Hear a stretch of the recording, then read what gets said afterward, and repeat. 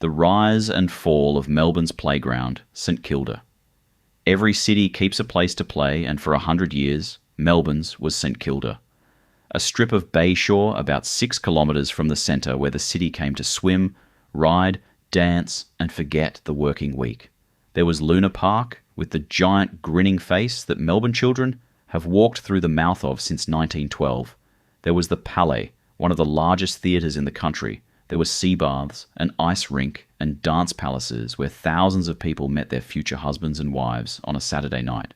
St Kilda was Melbourne's Coney Island, the suburb where the city took off its tie. Then the war ended, the crowds thinned, and the playground began a long, strange fall. The dance halls closed and burned, the grand hotels and mansions became rooming houses, and by the 1980s the suburb built for family fun had become Melbourne's shorthand for poverty, addiction, and the street sex trade. While on the same cheap streets, refugees opened cake shops, and a generation of musicians and painters found a home. What came after, the gentrification, the million-dollar apartments, saved St Kilda's buildings, but the world they were built for never came back. This is the story of Melbourne's playground, what it was, how it fell, and what got lost on the way back up. Chapter 1. The Grinding Stone Place. For tens of thousands of years before there was a Melbourne, before there was a bay shore suburb of any name, this stretch of coast belonged to the Yalukit Willam. They are a clan of the Boon Wurrung, also called the Boonwurrung, one of the peoples of the Kulin Nation. And their country runs along the northern shore of the water the colonists would call Port Phillip. Their name carries their home in it. Yalukit Willam is rendered as river home, or the people of the river, and the river is the Birrarung, the water the settlers renamed the Yarra. They are here still. The connection did not end with the arrival of the ships, it continues in a living community today. The place itself had a name long before it had a saints. The Yalukit Willam knew this ground as Euro Yorok, a word the colonists wrote down as best they could, meaning the grinding stone place. It was named for the rock. Along the foreshore lay outcrops of a soft, red-brown sandstone, and Yalukit Willam men used that stone to grind and sharpen the edges of their axes. Axes that cut bark from the river red gums for shelters, for canoes, for shields, and for carrying vessels. The name was a description of work. The coast was a workshop, and the stone on it was a tool. The country here was low and wet and generous. It was a coastal mosaic of sand dunes and salt marsh, of freshwater soaks and reed beds and shallow wetlands, broken by drier knolls that stood a little above the flood, and those knolls served as camping grounds, as lookouts, as places of ceremony. The food came from every part of it. There were shellfish and fish and eels, waterfowl on the water and possum in the trees, and across the open ground grew the murnong, the yam daisy, whose root was dug and roasted. The land did not simply provide this, it was managed to provide it. The grasslands burned in careful season after season so that the yam grew thick and the game came to the new growth. This was custodianship measured not in years, but in the deep time of many hundreds of generations. Near what is now Fitzroy Street, a single river red gum still stands, the Ngagi tree, old enough to have shaded a gathering then, and standing yet as plain evidence of how long this ground was held. Then, in 1835, the ships came up the bay in earnest, and the occupation of the Port Phillip district began. What befell the Yalukit Willam was not a fading, but a dispossession, and it was swift. Introduced disease had already run ahead of the settlers. Smallpox is believed to have moved through these peoples in 2 waves before most of them had seen a European face. And now came the loss of the land itself. The fencing and grazing of the camping grounds, the draining of the wetlands that had fed them, and violence besides. By most accounts, something like 500 Boon Wurrung people were living when the settlers arrived. Within a generation, the estimates fall to a few dozen. In 1840, the colonial government forbade Aboriginal women from gathering shellfish along the foreshore, the same shellfish that had fed the clan for longer than the newcomers could imagine. A people were being cut off deliberately from the country that was theirs. The grinding stone place kept its stone. The red sandstone still lay along the water where the axes had been sharpened, warmed by the same sun, washed by the same tide. But the hands that had worked it were being driven off, and the shore itself was about to be given a new name. the name of a ship that had not yet dropped anchor off the beach. Chapter 2. The Lady Off the Foreshore. The name that replaced Eurowiroke came off the water, and it came almost by accident. Through the season of 1841, a British schooner lay at anchor off the beach. The Lady of St Kilda, a small vessel of some 140 tons, built in 1834 in the Devon port of Dartmouth, and once owned by an English baronet, Sir Thomas Dyke Ackland, whose name the district would also keep, on the street called Ackland. Under her master, Lieutenant James Ross Lawrence, she rode off the foreshore long enough that men began to speak of the beach by her name. When the superintendent of the Port Phillip district, Charles Joseph Latrobe, came to fix a name to the settlement, he took the one already in use. By 1842, the place was St Kilda. The ship herself carried a borrowed name. There was never a St Kilda. The words belong to a remote scatter of islands in Scotland's Outer Hebrides, out beyond the last of the mainland, and it was that far Atlantic archipelago the schooner had been named for. So the grinding stone place, by a chain of borrowings, took the name of a rock in a cold northern sea it would never resemble. The first colonial use of the ground had been grimmer than any picnic. In April of 1840, the year before the schooner appeared, the barque Glen Huntly worked up the bay, flying a fever flag at her masthead, the signal of sickness aboard, typhus among the passengers she had carried from Britain. She was quarantined off the red headland the settlers called Red Bluff, the place later known as Point Ormond, and there Melbourne set up its first quarantine station. A line of tents on the sand, the sick kept apart from the living town. 3 men did not leave it. They died in quarantine and were buried on the bluff above the beach, and their graves were the first the district held. St Kilda's first burying ground opened before its first street. What grew afterward was genteel. From December of 1842, the Crown began selling land in what was styled the village of St Kilda, and through the decades that followed, the 1850s, the 1860s, the long boom of the 1870s and 1880s, the beach, some 6 kilometres southeast of Melbourne, became the fashionable place to escape it. The wealthy built in stone along the rise above the water, mansions with deep gardens, terraces, and great palatial hotels, the grandest of them, the Esplanade Hotel, which dates from 1878. They came to bathe, but decorously. Daytime bathing from the open beach was forbidden. Men and women swam apart, in fenced and roofed enclosures built out over the water, the sexes strictly divided. The first of these had been a beached bathing ship run by a Captain Coney from 1854, a hulk drawn up on the sand and fenced about, so that the respectable might enter the sea unseen. None of it would have filled without a way to reach it, and in 1857 the way arrived. In that year, the railway from Melbourne to St Kilda opened, one of the earliest lines built anywhere in the colony of Victoria, laid down for the single purpose of carrying the city to the sea. It ran straight to the foreshore, and it changed the arithmetic of distance. The bay was now minutes from town. For a while, the trains brought the right sort of crowd. In the evenings, the carriages ran out along the line to the water, and the lamps came up in the mansions along the esplanade, stone houses looking out over a bay that a schooner had named and a railway had opened.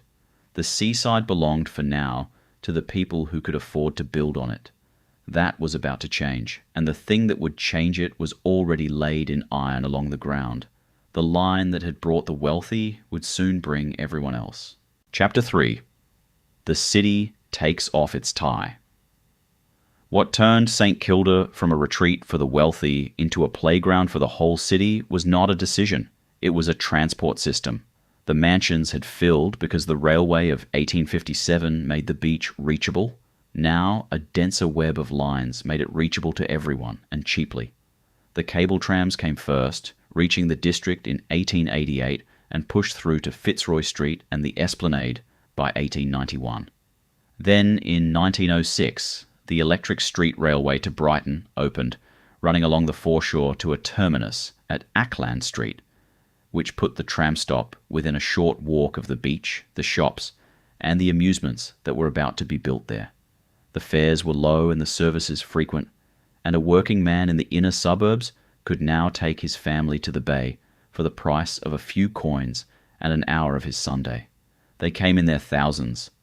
The day trippers arrived by the trainload and the tramload, spread along the sand, filled the tea rooms, and made the foreshore theirs on every fine weekend.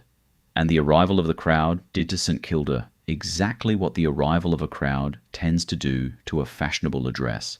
In the language of the time, the newcomers were said to have lowered the tone. The families who had built in stone along the esplanade began to leave, drawn inland and upward to South Yarra and to Toorak, to addresses no tram line delivered a crowd to, and they took their money with them. What they left behind was cut up. The 1890s brought a savage depression to the colony of Victoria. Land values fell, and the great houses of St Kilda proved too large and too costly for the buyers who remained. So they were divided. The mansions with their deep gardens were partitioned inside into flats, and the palatial hotels and the surplus rooms of the wealthy were turned into boarding houses, let out by the week to people of far smaller means. A single grand residence, built for one family and its servants, might now hold a dozen households behind the same stone front. The physical grandeur stayed. The world it had been built for drained out of it. Out of this combination, the modern St Kilda took shape, and every element of the combination pointed the same way. The rents were cheap because the mansions had fallen. The location was superb, a beach on the bay minutes from the city, and a ready-made crowd arrived at the door every weekend, delivered by tram to the Ackland Street terminus with money in its pockets and a day to spend. A district with cheap space, a good position, and a guaranteed flow of paying visitors is a district that will grow amusements. And through the 1900s and the 1910s, St Kilda grew them. The mass entertainment suburb crystallized in these years, and it packed people in. St Kilda became, in this period, the most densely populated suburb in Melbourne. Its subdivided mansions and new flats holding the crowds who lived there, and its foreshore holding the far greater crowds who came. The stage was set for the pleasure domes, and the setting had a look to it. On a Saturday afternoon, the electric trams came down the line one after another and emptied at the Ackland Street terminus, spilling their passengers out toward the beach, clerks and factory hands and shop girls, whole families in their good clothes, moving in a stream toward the water. Behind them, up on the rise, the stone mansions stood with their curtains drawn in a dozen separate rooms, already carved into the boarding houses of a different age. The tie was coming off the city. In front of the crowd, on the foreshore, the ground was being cleared for the thing that would become the emblem of all of it, a giant grinning face. Chapter 4. Mr. Moon. The face opened to the public on the 13th of December 1912. It belonged to Luna Park, the first permanent amusement park of its kind in Australia, built on the St Kilda foreshore on the site of a failed venture that had been called Dreamland. The men behind it knew the trade from abroad. The showman J.D. Williams and the three Phillips brothers, Herman, Leon and Harold, had made their money-building picture theatres across North America, and they brought that experience south with them. The park's makers reputedly sent for men from Coney Island in New York, the birthplace of the amusement park, and the very name of the place was borrowed from Coney Island's own Luna Park. The engineering was in the hands of the park's engineer-in-chief, an Englishman, Ptolemash Harriet Eslick. What they built was not a fairground that came and went with the season. It was a fixed and permanent town of pleasure on the sand. Its signature was its doorway, and the doorway was a face. Set between two tall towers, a giant grinning head looked out over the foreshore, its open mouth a great arch some 11 meters across. And through that mouth every visitor to Luna Park passed, walking in through the grin to reach the rides beyond. The face went up with the park in 1912, and Melbourne named it Mr. Moon. It swallowed the crowd and returned it hour after hour, day after day. Children who walked through the mouth would bring their own children through it, and those children theirs. The face became the fixed landmark of the whole suburb, a thing that did not change while everything behind it did. The masterpiece inside was the Great Scenic Railway, a wooden roller coaster that opened with the park in 1912 and has run without pause ever since. Its track forms the outer fence of the park, a wooden mountain range enclosing the whole ground. and it holds a distinction no younger ride can take from it. It is the oldest continuously operating roller coaster in the world. It is run, as it was built to be run, by hand. Each train carries a brakeman who stands among the passengers in the moving cars and works the brakes himself, controlling the descent by his own weight and judgment rather than by any automatic gear. The design of the thing traced back to the American called the father of the roller coaster, Lamarcus Adner Thompson, whose scenic railways had already thrilled the crowds of the northern world. The park changed hands and changed shape. Williams went back to the United States within a year of the opening. The concern that ran the park afterward was chaired for decades by John Monash, the engineer better remembered as a general. In 1923, Luna Park was almost wholly torn down and rebuilt, relaunched with new rides for a new decade, not a founding, but a second beginning 11 years after the first. And through the Second World War, the turnstiles ran hot on a particular custom.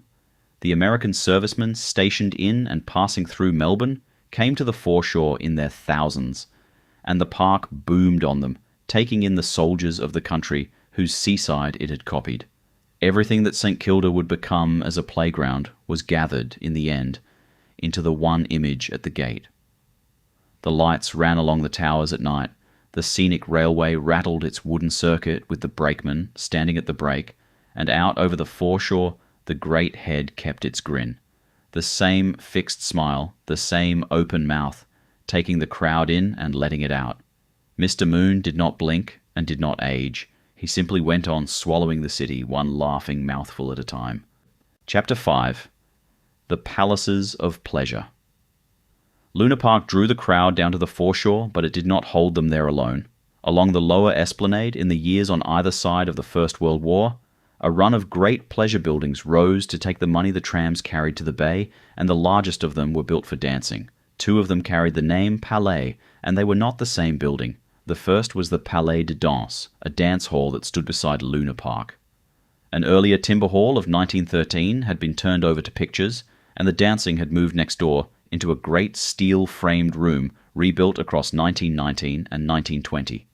Its interior was the work of Walter Burley Griffin and his partner Marion Mahoney Griffin, the architects who had won the plan of Canberra, a geometric scheme of prismatic lamps and uplit angles thrown over a floor that could hold close to 3,000 dancers at once. The second Palais stood alongside it, and it outlasted its neighbour. An earlier picture palace on that site had burned in 1926, and in its place rose the Palais Theatre, opened on the 12th of November 1927 to the design of the architect Henry Eli White. It seated about 2,900 people, 2,896 in all, the largest seated theatre in the country, run first as a cinema and later as a house for concerts and ballet. Between the dancing came the water, the grand domed St Kilda sea baths. The work of the architect Nahum Barnett had opened in 1906 as the most prominent structure on the foreshore, a swimming palace whose enclosed water kept the bathers off the open beach. It burned in 1925. What replaced it, opened in 1931, was built in a Spanish Moorish style, with hot seawater baths drawn from the Gulf and warmed for the swimmers who came in the colder months. And there was ice. A short walk away stood a building that had opened in 1923 as the Wattle Path Palais de Danse, another vast dance hall, raised in the same boom that built the rest. It failed at dancing, served for a time as a film studio, and on the 10th of March 1939 opened again as the St Moritz, an ice-skating palais promoted in its day as one of the largest in the world. For 4 decades it was a centre of Australian ice skating and ice hockey, one of only 2 rinks the city kept. Around these buildings turned the ritual that gave them their purpose. On a Saturday night, thousands of working men and women dressed in their best caught the tram down to the bay, paid at the door, and danced. The floors filled from the walls inward, the bands played late, and for a great many Melburnians, the person they would marry was a stranger met across one of these floors on a Saturday, in the hour before the last tram home. Under the griffin lamps, the Palais de Danse filled to its edges, the light broken into coloured angles above 3,000 people moving in time, and the sound of the band carried out through the doors and across the dark water of the bay. Chapter 6. Saturday Night. For the better part of 30 years, from the 1920s through to the end of the Second World War, The whole apparatus of the playground ran at once, and on a fine Saturday it ran at capacity. The trains came down the line from the city packed to the doors, and the electric trams emptied their crowds at the Ackland Street terminus, a few steps from the beach, the shops, and the gates of Luna Park. From there the crowd spread along the foreshore, onto the promenade, out along the pier, and past its Edwardian kiosk, built in 1904 at the elbow of the jetty standing over the water. The bay itself was full of swimmers. Bathing was done in the enclosed baths. Rather than off the open sand, the men and the women kept to separate water. Mixed bathing was not permitted until 1938. Above the beach, the roller coaster ran all evening, its brakeman riding each train down through the noise, and behind it the dance palaces filled. Along Ackland Street and Fitzroy Street, the cafes and cake shops stayed open late, and jazz came out of the doorways into the crowd on the footpath. This was the place the city called its own Coney Island, an affordable seaside for a whole population, near enough to reach on a tram fare, grand enough to feel like an occasion. For a night, the ordinary order of the city loosened. Clerks and factory hands and shop girls who kept their place all week dressed up and came down to the bay to spend, and for the length of a Saturday evening, the suburb let the classes mix on the same promenade and the same floor. What the crowds came for was not only the rides and the water. For hundreds of thousands of Melburnians across these decades, St Kilda was where the private business of a life got done. It was where courtship happened, where a young couple walked the pier or met across a dance floor, where a childhood trip through the mouth of the grinning face was a thing every Melbourne child was owed, where the whole city's memory of pleasure was fixed to one strip of shore. The place held more of the city's ordinary happiness than any building on it was built to measure. At its height, the suburb was crowded to match. The municipal population reached about 46,500 people in 1933, and St Kilda was the most densely settled suburb in Melbourne, its mansions long since cut into flats, and its foreshore working every weekend of the warm months. Then came the last surge. Through the Second World War, the crowds swelled again, this time on servicemen, Australian and above all American troops stationed near the city, who came down to the bay in their thousands on leave, with money to spend and a war to forget. The dance halls and the amusement park took their custom and boomed on it. The soldiers brought a harder edge with them as well, and the first hint of the rougher name the suburb would carry later. But that reckoning belonged to another decade. For now, the lights ran the length of the esplanade at their brightest, and on a Saturday night the sound of a full dance hall, a band, and 3,000 pairs of feet on a sprung floor, carried out over the dark bay at the very top of the arc. Chapter 7. The Tide Goes Out. The fall of St Kilda did not begin with a fire or a crash. It began with prosperity, moving somewhere else. When the Second World War ended, the crowds that had filled the foreshore for half a century began, slowly, to thin. The causes were the ordinary ones of the age. Wages rose, and with them came the private car, which put the whole coast within reach and took the old inner-city seaside out of its privileged place. A family that had once caught the tram to St Kilda now drove past it to the bayside and surf beaches further out. Television arrived in the lounge room, and a night's entertainment no longer had to be gone out for. The suburbs spread, and with them the backyard, the barbecue, the home swimming pool. The leisure that St Kilda had sold by the tram load could now be had at home, or further along the coast, and the resort economy that the whole suburb rested on began to contract. The infrastructure of the old crowd was pulled up behind it. The electric street tram that had run along the bay from St Kilda to Brighton Beach stopped for good in 1959. Then the pleasure buildings began to close and to burn.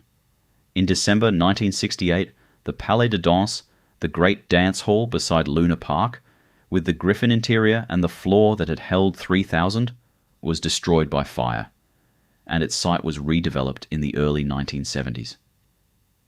Its neighbour, the Palais Theatre, survived and went on, but the hall where a generation had met and married was gone. Luna Park stayed open and hollowed out from within. The old attractions were condemned one by one and pulled down, the upkeep no longer earning its keep. The change to the houses ran deepest of all because it was permanent.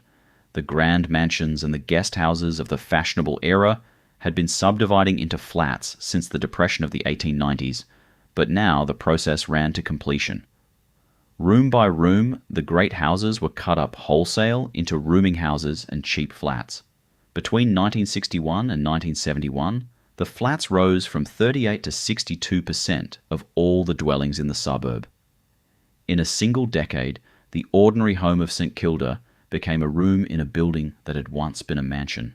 The roadworks finished what the market had started. The redevelopment of the St Kilda Junction in the late 1960s cut a road through the approach to the suburb, and in 1973, the widening of High Street destroyed a historic precinct of about 150 buildings, a run of the old streetscape, taken down at once for the movement of cars. What had been built for 100 years of Saturday nights was becoming something else, and it was doing so building by building. On the lower esplanade, the site of the burned dance hall stood cleared for its replacement, and behind it, along the streets that ran back from the water, the tall windows of the old mansions had been cut one after another into the single rooms of a poorer suburb. Chapter 8. The Street of Survivors. As the crowds thinned and the great houses came apart into single rooms, another arrival was underway on the same cheap streets, and it made St Kilda into something the falling suburb had never set out to become. Long before the war, the place had been a centre of Jewish life in Melbourne.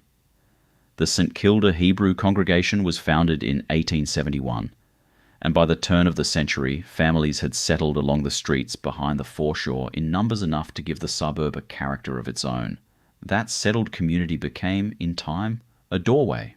From the late 1930s and above all in the years after the Second World War, St Kilda turned into one of the principal reception places in Melbourne for refugees out of Central and Eastern Europe, many of them Jewish, many of them survivors of the ghettos and the camps, who came off the boats and into exactly the cheap rooms the falling suburb now had to spare. They arrived with almost nothing, and on Ackland Street they built a world. The continental cake shops that still define the street began in 1934, when the Levine family, emigres from Poland, opened the Monarch Cake Shop and set out the dense poppy seed cakes and cheesecakes of the countries they had left. 3 of the shop's apprentices went on to open near-identical shops within a few doors, Europa, Le Bon, and Ackland, until one side of the street stood lined with the same trays behind the same glass, and the smell of baking carried the length of it. In 1958, Masha and Avram Zeleznikov, both survivors of the Holocaust, opened Café Scheherazade at 99 Ackland Street. It served the food of Eastern Europe to people who had outlived the places that food had come from, and it became more than a cafe. A gathering place where survivors sat for hours over a glass of tea and told again, the accounts of how they had come through what so many had not. It passed into legend, and in time into a book that took its name. Around it grew the rest of the street, delicatessens, Yiddish bookshops kept by men who had come out of the ghettos with the language intact. And on Fitzroy Street from 1966, the gallery restaurant that Mirka and Georges Mora called Tolano, a hinge between the migrant cafe tables and the painters and musicians who would soon come looking for the same cheap rooms. The street filled with the sound of the languages the newcomers had carried with them, spoken over the counters and along the footpath on a Sunday, when whole families walked Ackland Street for the cakes and the company. What the guidebooks had once called a seaside resort was now, for these people, something plainer and more important. A high street of their own, in a country on the far side of the earth, where the old life could be spoken aloud and eaten and remembered. It did not remain their quarter forever. The centre of Jewish Melbourne would drift eastward in the decades that followed toward Caulfield, and in time Scheherazade itself would close its Ackland Street doors and follow it, but that was later. For now, the abandoned seaside suburb, cheap because the city had turned its back on it, had become the one thing its own decline made possible, a place with room enough and rent low enough for people who had lost everything to begin again. On a winter night, the window of a cake shop on Ackland Street threw its light out onto the wet footpath. Behind the glass, among the trays of poppy seed and honey and cream, sat people who had crossed an ocean from the worst thing the century had done, and who had chosen this discarded playground by the bay as the place to start their lives a second time. Chapter 9. The Cheap Years. The same cheapness that had opened St Kilda to the survivors opened it to everything else that arrives without money. And by the 1970s, the suburb had become Melbourne's shorthand for poverty, addiction, and the street sex trade. The engine of it was the housing, the mansions and guest houses, subdivided since the 1890s and subdivided again after the war, had turned wholesale into rooming houses. By 1978, something like 4,300 single-room beds across around 250 houses, holding a large, poor and shifting population in the cheapest accommodation within reach of the city. Pensioners, released patients, single men on the drift, and the newly arrived poor. Fitzroy Street, once the resort's Grand Avenue, was by the 1970s commonly held to be the centre of the drug and the street sex trades, the public face, as the histories of the suburb would put it, of a place turning from a seaside playground into a district of cheap flats and hard living. St Kilda saw what is often described as the first significant street heroin trade in Melbourne. Street-based sex work, worked out of the residential grid around Grey and Greaves and Carlisle streets, became part of the way the rest of the city pictured the suburb. Whether or not the rest of the city ever went there, the people at the centre of this were among the most vulnerable in Melbourne. They were criminalised, exposed on the footpath in all weather, and living through a collapse in work that pushed youth unemployment in St Kilda to about 10% by 1981. Behind the reputation were lives coming apart one at a time, and the plainest witness to that was not the police, but the church. In early 1982, the Sacred Heart Mission opened in West St Kilda, founded by a parish priest, Ernie Smith, to feed and shelter the homeless single men and the isolated poor, whom the rooming houses had gathered together and the economy had left behind. Opened, simply, because people were suffering in numbers, and someone had to answer it, and the same cheap rents were telling another story on the same streets at the same hour. The decay that packed the rooming houses had also emptied the grand upper floors of the old hotels, and into that abandoned grandeur came the painters and the bands. In the George Hotel on Fitzroy Street, the Crystal Ballroom ran from 1978 to 1987 as the epicenter of Melbourne post-punk, the room out of which came the band that would become Nick Cave's birthday party, and through which passed most of a generation of Australian music. A short walk away, the Esplanade Hotel, grand since 1878 and now shabby, its guest rooms given over to the noise, settled into its long life as a cornerstone of live music in the city, a stage working almost every night of the week. Poverty and addiction and refuge and a creative explosion held the same pavements at once, and none of them cancelled the others out.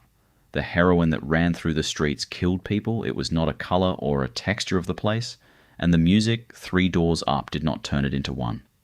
The suburb was not a slum, and it was not a bohemia. It was both together, and beneath both it was a great many people trying to live. At the bottom of a long fall, in the cheapest rooms, a rich city had left standing.